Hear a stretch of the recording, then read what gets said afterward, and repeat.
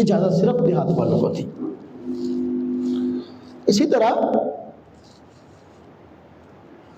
حضور نبی کریم صلی اللہ علیہ وسلم کی عادت مبارکہ تھی کہ جمعہ کے دن مستحقین کی غم خواری فرماتے، جمعہ کے دن مستحقین کی غم خواری فرماتے، یعنی جو لوگ اپنے محلے میں، اپنے علاقے میں، اپنے رشتہ داروں میں، اپنے عزیزوں میں غرباء ہوتے، فقراء ہوتے، مساکین ہوتے، تو آپ ان کی غم خواری فرماتے، ان کو ہدیے دیتے، ان کو تحفے دیتے اور ان کی امداد کرتے تاکہ عید کی خوشی میں یہ بھی شریک ہو سکے۔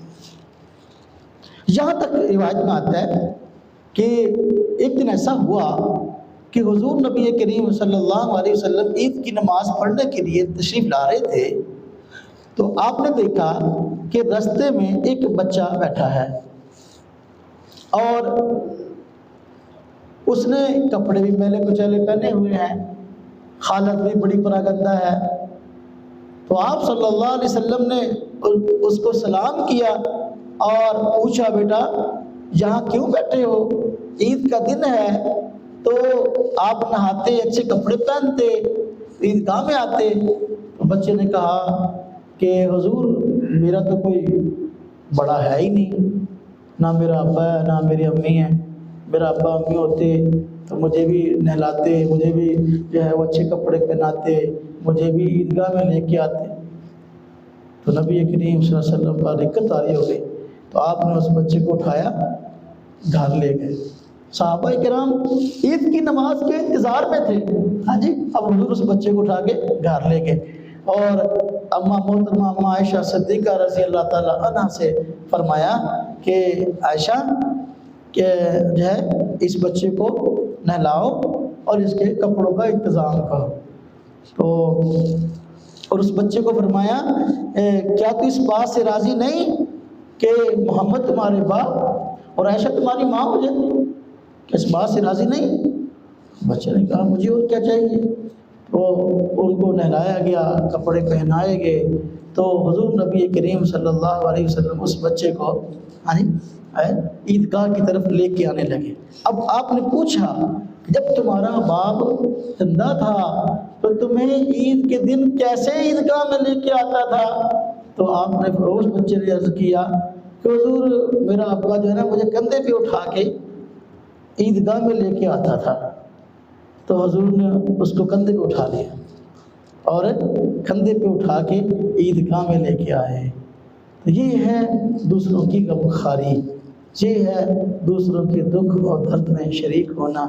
عید کا دن یہ خوشی کا دن ہے، اور خوشی کے دن میں ہمیں چاہیے کہ اپنی خوشی کے ساتھ دوسروں کی خوشی کا بھی خیال کریں، دوسروں کی خوشی کا بھی خیال کریں، اس بات کو سمجھنا چاہیے۔ عید کی نماز میں اہم چیز یہ ہے کہ حضور نبی کریم صلی اللہ علیہ وسلم عید کی نماز سے پہلے تشریف لاتے تو عید کی نماز سے پہلے آپ صدقۃ الفطر ادا کرتے۔ عید کی نماز کے لیے آنے سے پہلے صدقۃ الفطر ادا فرماتے۔ صدقۃ الفطر کیا ہے؟ صدقۃ الفطر جو ہے وہ صدقۃ الفطر کیا ہے؟ صدقۃ الفطر جو ہے یہ اصل میں بندوں کے لیے نیکیاں بڑھانے کا ایک ذریعہ ہے، اور رمضان مبارک میں جو اعمال کیے ہیں اور ان اعمال کے کرنے میں کمی کوتاہی ہو گئی ہے تو اللہ پاک صدقۃ الفطر کی برکت سے ان کوتاہیوں کو دور کر کے بندے کو پورے کا پورا اجر عطا فرماتے ہیں۔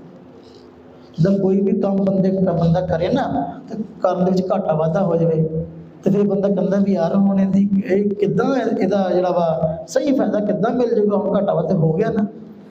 ਹਾਂਜੀ، تو گھاٹا واਧਾ پورا کرنے واسطے اللہ میاں نے فطرانہ رکھا بھائی عید کی نماز پڑھنے آنے سے پہلے صدقۃ الفطر ادا کرو، اور صدقۃ الفطر جب ادا کر دو گے، اب عید کی نماز جب پڑھ کے لوٹنا ہے، اللہ پاک نے ہمیں اپنی عبادات کا اجر، اپنی عبادات کا بدلہ اور ثواب دینا ہے۔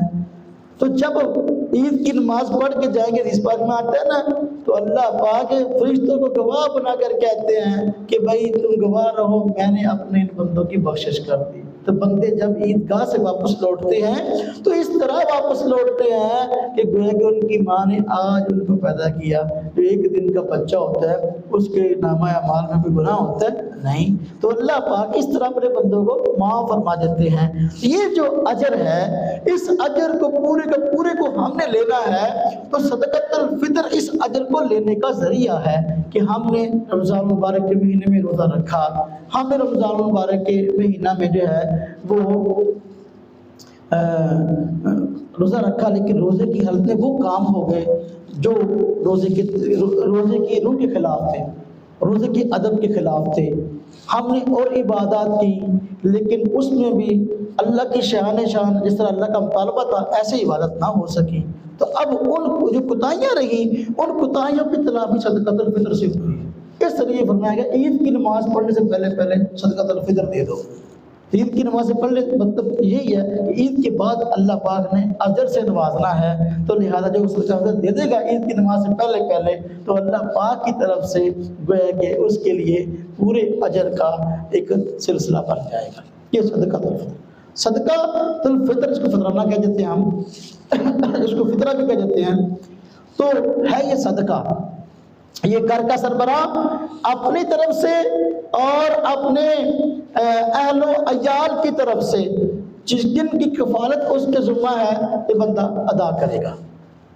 صدقۃ الفطر اپنی طرف سے اپنے گھر کے وہ افراد جن کا خرچہ جن کی کفالت اس پر واجب ہے ان کی طرف سے یہ ادا کرے گا۔ صدقۃ الفطر جو ہے، جو ادا کرنا ہے، یہ اپنی حیثیت کے مطابق ادا کیا جاتا ہے۔ جہاں بندہ اتنا صدقہ، ہاں جی، جیسا مال اس کے پاس، جیسی اس کی مالی حیثیت، ایسا صدقۃ الفطر ہے۔ تو لہذا دوست اکثر پوچھ لیتے ہیں کہ بھائی اس سال فطرانہ کتنا دینا ہے؟ تو بھائی ہر بندے کے لیے فطرانہ ایک جیسا نہیں ہے، بلکہ بندے کا اعتبار ہے۔ جس بندے کی جیسی مالی حیثیت ہے تو وہ فطرانہ اس کے اعتبار سے دے گا۔ جو بالکل لو درجے کا مالی لحاظ سے بندہ ہے، یعنی ہے تو صحیح مال اس کے پاس، فقیر مسکین کی مد میں نہیں ہے، تو بھائی وہ بندہ صدقۃ الفطر گندم سے ادا کرے گا، یا گندم ادا کرے گا یا اس کے پیسے ادا کرے گا۔ احتیاطاً نصف سا کہتے ہیں 2 کلو، احتیاطاً 2 کلو گندم یا اس کے پیسے ادا کر دے گا۔ تو آپ کو پتہ ہے موسم کا اینڈ ہے، تو اب گندم کی قیمت زیادہ ہے، تو لگا داؤ ہے 47-48 روپے من بک رہی ہے، تو احتیاطاً جو ہے آپ کہتے ہیں 275 روپے تقریباً ایک بندے کے صدقۃ الفطر کے بنتے ہیں۔ ایک بندے کا صدقۃ الفطر کتنا؟ 275 روپے۔ تو گھر کے جتنے افراد ہیں اتنے جو ہے وہ 275 روپے ادا کر دیے جائیں۔ اور یہ جو صدقۃ الفطر ادا کرنا ہے تو یہ مالی حیثیت سے ہے، 275 روپے ایک بندے کی طرف سے۔ اور جو بندہ ذرا اس سے زیادہ مالدار ہے تو وہ صدقۃ الفطر جو سے ادا کرے گا، وہ صدقۃ الفطر جو سے ادا کرے گا۔ جو 3.5 کلو، 3.5 کلو جو یا اس کی قیمت وہ صدقہ کرے گا۔ اب اس کی قیمت کیا ہے؟ تو بہتر ہے کہ جب ادا کرنا ہے تو اس کی قیمت بازار سے پوچھ لو، اس کی قیمت کیا ہے۔ یا ہم نے ایک چارٹ بنایا تھا تو اس میں اس طرح کی قیمت معلوم کی تھی، 3.5 کلو جو تقریباً 875 روپے کے بنتے تھے۔ یعنی جو سے اگر ادا کرنا ہے صدقۃ الفطر تو تقریباً 875 روپے ایک بندے کے بنیں گے۔ گھر کے جتنے افراد ہیں، گھر کا سربراہ جو ہے وہ اتنے 875 روپے ادا کرے گا۔ اور جس کی مالی حیثیت ذرا اس سے بھی اچھی ہے تو وہ صدقۃ الفطر جو سے ادا کرے، جو صدقۃ الفطر کھجور سے ادا کرے۔ یعنی پہلا سٹیپ ہے سب سے نچلا کہ ادا کرنا ہے گندم سے، جو مالی لحاظ سے ذرا زیادہ ہے تو وہ ادا کرے گا جو سے، پھر جو اس سے زیادہ اچھا ہے مالی اعتبار سے وہ ادا کرے گا کھجور سے۔ 3.5 کلو کھجور کی قیمت یا کھجور وہ صدقہ کرے گا۔ تو 3.5 کلو کھجور، اب آپ جو عام ہمارے ہاں کھجور چلتی ہے ایرانی کھجور جس کو ہم استعمال کرتے ہیں، تو اس کی قیمت معلوم کر لیجیے 3.5 کلو جو ہے وہ اس کی قیمت کتنی ہے، تو ایک بندے کی طرف سے ادا کی جائے گی۔ جس طرح ہم نے یہ رمضان میں چارٹ تیار کیا تو اس کی ہم نے قیمت معلوم کی تھی، وہ تقریباً جو ہے 1800 روپے بنتی ہے 3.5 کلو کھجور کی قیمت۔ تو جو مالی لحاظ سے ذرا اچھا ہے تو وہ کھجور سے صدقۃ الفطر ادا کرے۔ ایک بندے کی طرف سے صدقۃ الفطر جو ہے وہ کھجور سے یہ تقریباً 1800 روپے بنے گا۔ جتنے گھر کے افراد ہیں اتنے 1800 روپے ادا کر دیں گے، اور جس کی مالی حیثیت ذرا اس سے بھی زیادہ ہے، مسعودی آپ کے یہاں پاور لوم چلتی ہیں، فیکٹریاں چلتی ہیں، تو وہ ذرا اپنا کہہ لیں اس سے اعلیٰ ادا کرے گا۔ اس طرح کے کشمش جسے ہم کہتے ہیں سوگی، انگور جڑے خشک ہوتے ہیں انہوں سوگی کہنے ہیں، انہوں اردو چ کشمش کہتے ہیں۔ اب اس سے جو ہے وہ صدقۃ الفطر ادا کرے گا وہ شخص جس کا کاروبار اچھا ہے، اپنا جی اپنی فیکٹری ہے، اپنی مل ہے، ہاں جی اعلیٰ درجے کا مالدار ہے، تو وہ کشمش سے ادا کرے گا۔ تو تقریباً 3.5 کلو کشمش ایک بندے کی طرف سے، تو جتنے گھر کے افراد ہیں تو وہ اتنے 3.5 کلو کشمش یعنی سوگی کی قیمت یا سوگی ادا کرے گا۔ تو تقریباً 3.5 کلو کشمش کی قیمت ہمیں لگائی تھی معلوم کر کے بازار سے، تقریباً 3675 روپے بنتے ہیں۔ 3675 روپے ایک بندے کی طرف سے، 3675 روپے۔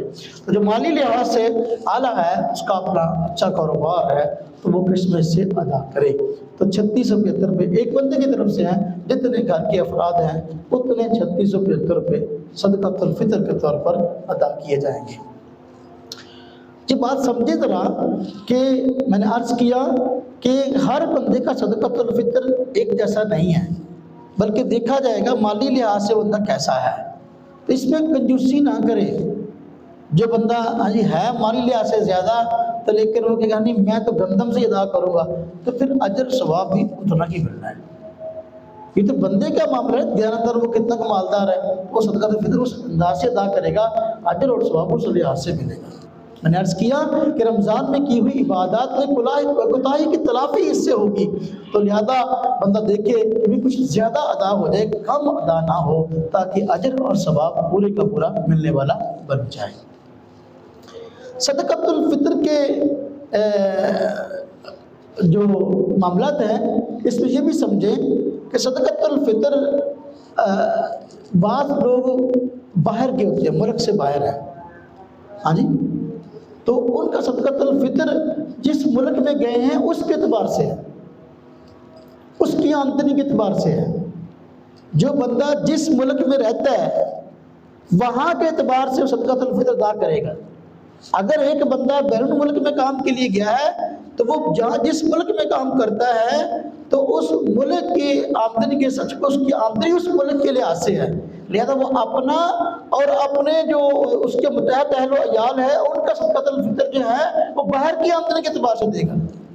اور ایک بندہ مہینے 3 لاکھ روپے کمانا تو وہاں پھر اس حساب نہ دے گا نا جی، وہ پاکستان سے باہر گندم کی ترقی تھوڑی دے گا، کیونکہ اس کی آمدنی اس حساب سے ہے نا جی۔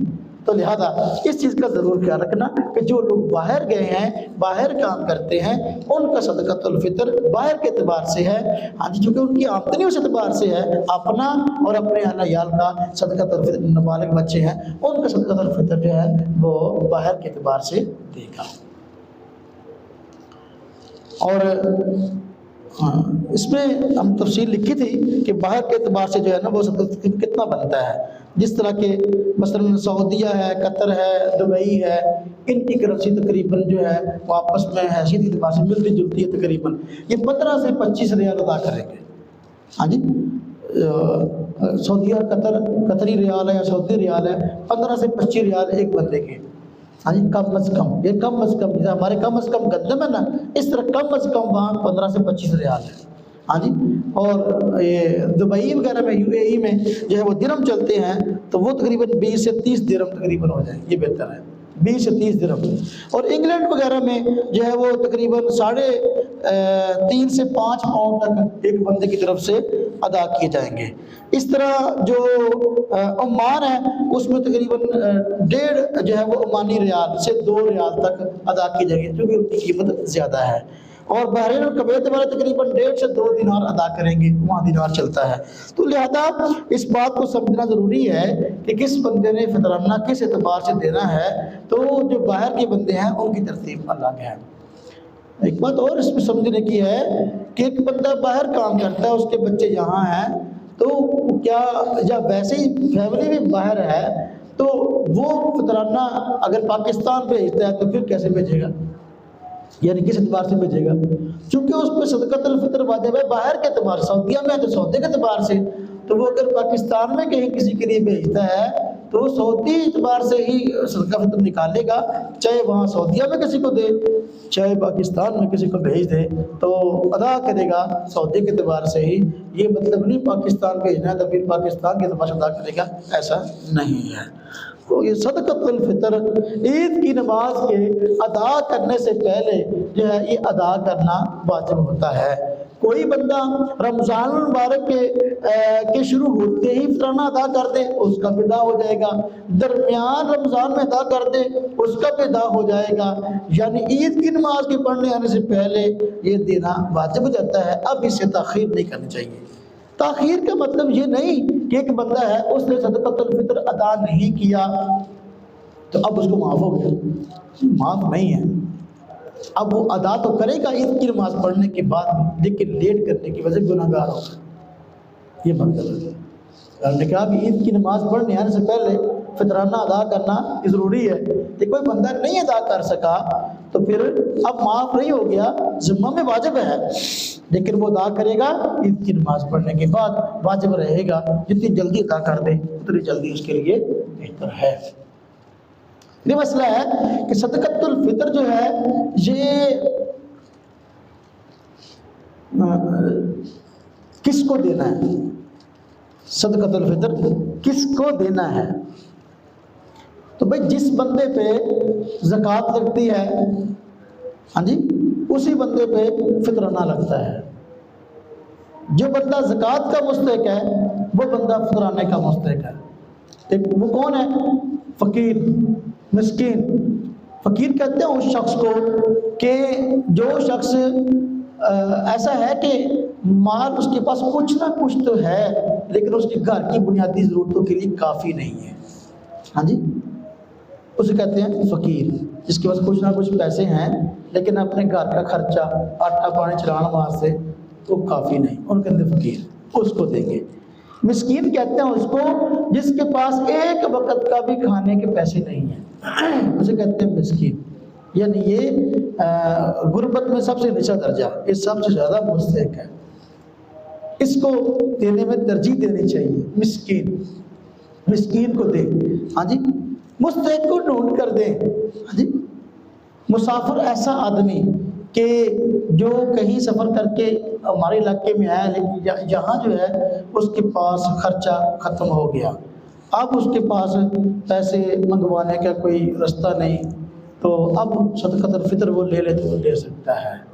ہاں جی تو مقروض بندہ کوئی اس پر ایسا قرض چڑھ گیا کہ جو اس کی بنیادی ضروریات پہ خرچ ہوا پیسہ، ہاں جی گھر کے کھانے پینے رہائش پہ، ہاں جی تو اب اس نے بیچارے نے سودا لیا، پیسے نہیں ادا کر پا رہا، اس کی آمدنی اتنی کیا ہے، تو ایسا مقروض بندہ اس کو آپ صدقۃ الفطر دے سکتے ہیں. ہاں جی تو تاکہ وہ اپنی کسی ضرورت کو پورا کر لے، قرض ادا کرے تو قرض ادا کر دے، تو مقروض کے لیے مسئلہ ہے. ہاں جی جو بندہ اللہ کے راستے میں ہے، ہاں جی اس سے مجاہد فی سبیل اللہ جو جہاد کرتا ہے مجاہد وہ بھی ہے، اور جو بندہ جو ہے وہ علم دین حاصل کرنے کے لیے گھر سے نکلا یعنی مدرسے کا طالب علم وہ بھی ہے، تو اس کو صدقۃ الفطر دے سکتے ہیں. فی سبیل اللہ قرآن پاک میں آیا ہے اس کو دے. ہاں جی اور پہلے زمانے میں تھا غلام ہوتے تھے، مسلمان ہے غلام ہے کسی غلامی میں ہے، اس کو آزاد کروانے کے لیے بھی ہم زکوٰۃ اور فطرانہ دے سکتے تھے کہ تاکہ وہ بیچارہ اپنی آزادی حاصل کر لے. تو بار کیا یہ جو چیزیں ہیں ایک بات میری ذہن میں رکھی، میں اکثر کہا کرتا ہوں، مقصد ہوتا ہے کوئی بندہ زکوٰۃ دیتا ہے تو اس کی زکوٰۃ صحیح طرح ادا ہو جائے، کوئی بندہ فطرانہ دیتا ہے تو صحیح طرح ادا ہو جائے، پورے کا پورا اس کو ثواب مل جائے۔ تو مستحق کو ڈھونڈ کر یہ چیزیں مستحقین کو دینی چاہیے۔ اگر مستحق نہیں مل رہا، تسلی کے ساتھ بندہ کو اپنا نمائندہ منتخب کر لے، بھائی آپ دیکھ لو یہ فلاں بندہ مستحق کون سا ہے، اس کو مستحق تک چیز پہنچائے۔ بس اوقات ایسے ہوتا ہے کہ جو بندے مستحق نہیں ہوتے وہ تو لوگوں سے لپٹ کر جو ہے زیادہ سے زیادہ لے لیتے ہیں، اور جب مستحق چہرے سفید پوش ہوتے ہیں وہ شرماتے ہیں اور وہ بیچارے مانگنے پہ نہیں آتے، ان کو لوگ دینے بھی نہیں آتے۔ لوگ سمجھتے ہیں ان کو ماشاءاللہ بابا ہی لگتا ہے، ایک مانگتا ہی نہیں ہے۔ بعض بندوں کی عادت نہیں ہوتی مانگنے کی، لیکن یہ کو مستحق ہوتے ہیں تو آپ مستحق کو دیکھ کر اپنا صدقۃ الفطر، اپنی زکوٰۃ ادا کریں، تو اس سے آپ کو زیادہ سے زیادہ اجر ملے گا۔ آپ کو سمجھیں، ایک ہمارے یہاں عموماً ایک بات ہوتی ہے کہ میں نے کیا جو زکوٰۃ کا فطرانے کا مستحق بنتا ہے وہ کون ہے؟ جو فقیر ہے، جو مسکین ہے، ہاں جی، یہ جن کے پاس آمدن جو ہے بہت کم ہے، ضروریات جو ہے بیچارے کی بنیادی پوری نہیں ہو رہی، کھانا پینا رہائش، یہ زکوٰۃ اور فطرانہ اس چیز میں خرچ ہوتا ہے، بنیادی ضرورتوں میں، کیا؟ کھانے کے اخراجات، پینے کے اخراجات، رہائش کے اخراجات، ان چیزوں میں زکوٰۃ لگتی ہے، بنیادی ضرورتیں جو بندے کی ہیں نا۔ تو اور کس جگہ پر زکوٰۃ جو بندہ کہتا ہے ہاں جی انہوں پیسے دے دے زکوٰۃ دے، اپنا کاروبار کر رہا ہے، کاروبار کرنا، ہر بندے کا اپنا کاروبار ہونا ضروری نہیں ہے، جس کا اپنا ہے تو وہ کاروبار کر لے، جس کا اپنا کاروبار نہیں وہ مزدوری کر لے۔ کسی بندے کو اتنی زکوٰۃ اکٹھی کر کے دینا یا کئی لوگ اکٹھی کر کے دیں یہ کاروبار بنا دیے، یہ مسئلہ نہیں ہے۔ زکوٰۃ یہ بنیادی ضرورتوں کے پورا کرنے کے لیے دی جاتی ہے، بنیادی ضرورتیں کھانا پینا رہائش ہے۔ یا بعض لوگ کہتے ہیں فلاں کی بچی کی شادی ہونے والی ہے تو زکوٰۃ کے پیسے جہیز بنا دو، نہیں بھائی، جہیز کا جو سفر ہمارے ذہن میں ہے، اسلام میں تو جہیز کا سفر ہے ہی نہیں کہ لمبے چوڑے جڑے ہوں 20 بسترے جڑے آ سردیاں دے تے 20 بسترے گرمیاں دے تے ہاں جی ڈیکو چلے اٹھی فرنیچر لانا وا تے فلاں فلاں کرنا آئے، یہ سفر تے اسی اپنے کھڑے ہوئے ہیں، شریعت کا اس سے کوئی تعلق نہیں ہے، تو زکوٰۃ کے پیسے اس چیز پہ خرچ نہیں ہوگی۔ ان چیزوں کا بہت خیال رکھیں تاکہ آپ کی زکوٰۃ، آپ کا فطرانہ صحیح جگہ پر خرچ ہو اور آپ کو پورے کا پورا اس کا اجر مل جائے۔ بنیادی ضرورتوں پہ خرچ ہو کی چیزیں، کھانا پینا رہائش، یہ بندے کی بنیادی ضرورتیں ہیں۔ جب روٹی کپڑا مکان جب کہہ رہے ہیں نا یہ اوتے خرچ ہونا، وہ واسطے جس بندے کی ضرورتیں پوریاں ہو رہی ہیں انہوں فطرانہ دیو اور انہوں زکوٰۃ دیو، تو انشاءاللہ اس سے یہ ہوگا کہ اس کی بنیادی ضرورتیں پوری ہو جائیں گی۔ اگر آج آپ نے اس کو دیا ہے، ہاں جی کل کو وہ جی اسے ٹاچ موبائل نیا لے لیا، انہیں موٹر سائیکل نواں کٹا لیا، اور گھر سے بڑی ساری فلم دیکھنے ایل سی ڈی لے آئی تھے دیکھنے، ہاں جی یہ دیکھو بھی آپ اس کو دیں گے وہ خرچ کہاں کر رہا ہے۔ تو یہ عبادت ہے، زکوٰۃ عبادت ہے، صدقۃ الفطر عبادت ہے۔ بعض عبادتیں جانی ہوتی ہیں، بعض عبادتیں مالی ہوتی ہیں۔ نماز یہ جانی عبادت ہے اور صدقۃ الفطر زکوٰۃ یہ مالی عبادت ہے۔ ہم مال دیتے ہیں یہ ہماری مالی عبادت ہے، ہماری عبادت مشکوک نہ ہو جائے کسی کی وجہ سے، تو مستحقین کو دیکھ کر ضرور دے۔ تو آخری بات عرض کروں، ہمارے ایک بات عموماً ایسے ہوتی ہے کہ بھئی فطرانہ زکوٰۃ کو دے جو بیوہ ہے، جو یتیم ہے، اس بات کو سمجھیں۔ بیوہ ہونا، یتیم ہونا کوئی زکوٰۃ کا مصرف نہیں ہے، صدقۃ الفطر کا مصرف نہیں ہے، اصل میں ہے فقیر ہونا، مسکین ہونا۔ جو یتیم ہے اور وہ فقیر ہے وہ بالکل مستحق ہے، جو یتیم ہے مسکین ہے بالکل مستحق ہے، جو بیوہ ہے فقیر کی مد میں آتی ہے، مسکین کی مد میں، گھر کی بنیادی ضرورت نہیں پوری ہو رہی، مستحق ہے اس کو دے۔ لیکن ایسا یتیم جس کا ابا فوت ہو گیا، ہاں جی ہے چھوٹا، ابا ہاں جی کروڑوں روپے کی جائیداد چھوڑ گیا، کئی کلے زمیناں دیا، ہاں جی ہن یہ یتیم جڑا وا یہ خود بچارا مالدار ہے، انہوں زکوٰۃ فطرانہ نہیں دینا۔ ایسی بیوہ جس کا خامد فوت ہوا، کروڑوں کی جائیداد چھوڑ گیا، اب یہ بیوہ تو ہے لیکن اب یہ زکوٰۃ اور فطرانے کی مستحق نہیں، کیوں؟ اس لیے تو خود کروڑوں کی مالک ہے۔ تو بیوہ ہونا مصرف نہیں، فقیر ہونا، مسکین ہونا، کہ بندے کی اب آمدنی ایسی ہو یا تو اس کی بنیادی ضرورتیں پوری نہ ہو رہی ہوں، ہاں جی، جب بالکل ہی کچھ نہ ہو تو اس کو آپ دیں تو اس کا انشاءاللہ حق ادا ہوگا اور آپ کو پورے کا پورا اس کا اجر ملے گا۔